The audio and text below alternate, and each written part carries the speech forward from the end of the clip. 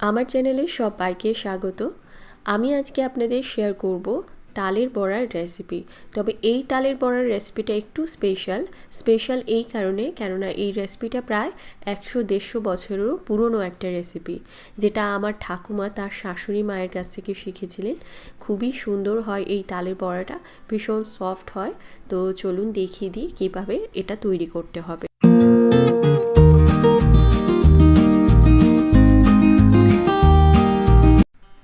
এই রেসিপিটার জন্য লাগবে একটা সুন্দর পাকা তাল। দেখুন তালটা আমি একদম সুন্দর পাকা দেখে কিনে এনেছি।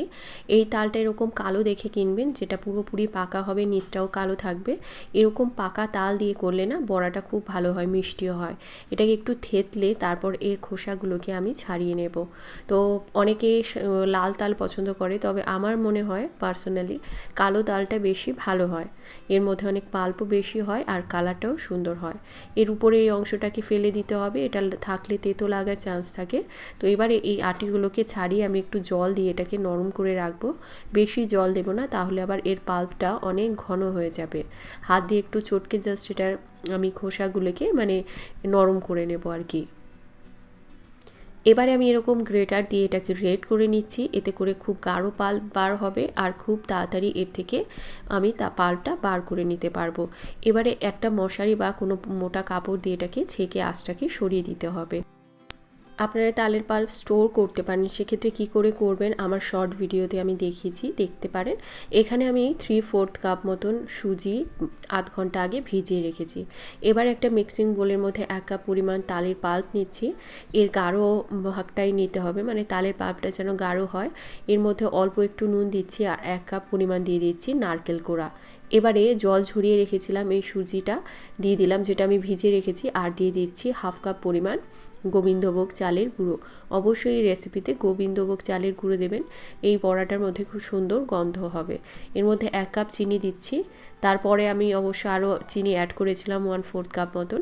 মিষ্টিটা আপনাদের টেস্ট অনুযায়ী করবেন, কেননা তেলে গেলে মিষ্টি কিন্তু অনেকখানি কমে যায়, সেই বুঝে আপনাদের করতে হবে। এর মধ্যে আমি প্রথমে মোটামুটি 1.5 কাপ পরিমাণ ময়দা দিয়েছি, দিয়ে ভালো করে চটকে মাখিয়ে নেব। তারপর এর মধ্যে আরও 1/2 কাপ পরিমাণ দিচ্ছি, মানে টোটাল 2 কাপের একটু বেশি ময়দায় আমার হয়ে গেছে।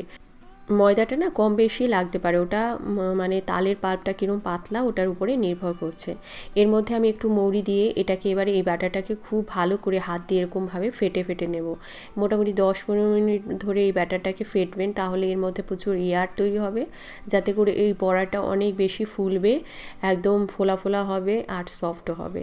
এই কাজটা অবশ্যই করতে হবে। আর এটাকে মাখিয়ে আপনারা অন্তত আধ ঘন্টা 1 ঘন্টা মতন রেখে দেবেন, তারপরে বড়াটা ভাজবেন, তাহলে খুব ভালো হবে। আর সুজিটাও অবশ্যই আপনারা একটু আগে ভিজিয়ে রাখবেন। এবারে এই ব্যাটারটাকে আধ ঘন্টা 1 ঘন্টার জন্য রেখে দেব।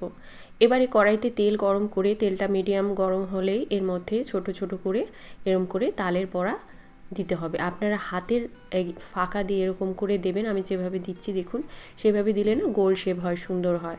আর একসঙ্গে অতিরিক্ত দেবেন না, আর যেই দিকটায় প্রথম দিচ্ছেন পরের বার দেওয়ার সময় অন্য দিকে দেবেন, তাহলে একসঙ্গে চুড়ে যাবে না।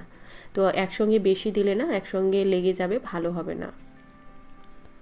আর তালের বড়াগুলো একটু ডুবো তেলে, বেশি তেলে ভাজলে সুন্দর হয়।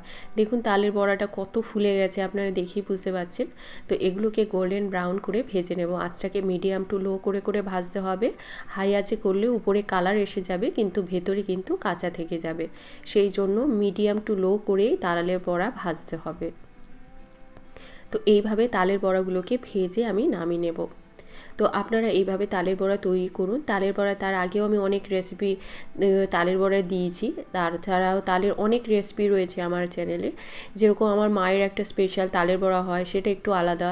আবার তালের মুচমুচে বড়া, যে তালের বড়াটার উপরে লেয়ারটা মানে জিলিপির মতন হবে আর ভেতরে একদম সুন্দর রস ঢুকে যাবে, তো সেটারও একটা টেকনিক আছে। তো আপনারা সেই রেসিপিটাও দেখে বানাতে পারেন। তালের কেক রয়েছে, তালের পাটিসাপটা। তো এই রেসিপিগুলো আমি ডেসক্রিপশনে লিঙ্কগুলো দিয়ে দেবো, যারা দেখেনি চাইলে দেখতে পারেন। দেখুন একটা তালের বড়া আমি আপনাদেরকে ভেঙে দেখাচ্ছি। দেখুন এই তালের বড়াটা দেখেই বুঝতে পারছেন কতটা সফট, আর এটা আমি এক হাতেই সুন্দরভাবে ছিঁড়ে নিতে পারছি। আপনারা এইভাবে তালের বড়া তৈরি করে বাড়ির সবাইকে খাওয়ান, আশা করি সবার প্রশংসা পাবেন। কীরকম লাগলো জানাবেন। যদি ভালো লাগে লাইক করুন, শেয়ার করুন, আর আমার চ্যানেলটিকে সাবস্ক্রাইব করবেন। ভালো খান, সুস্থ থাকুন।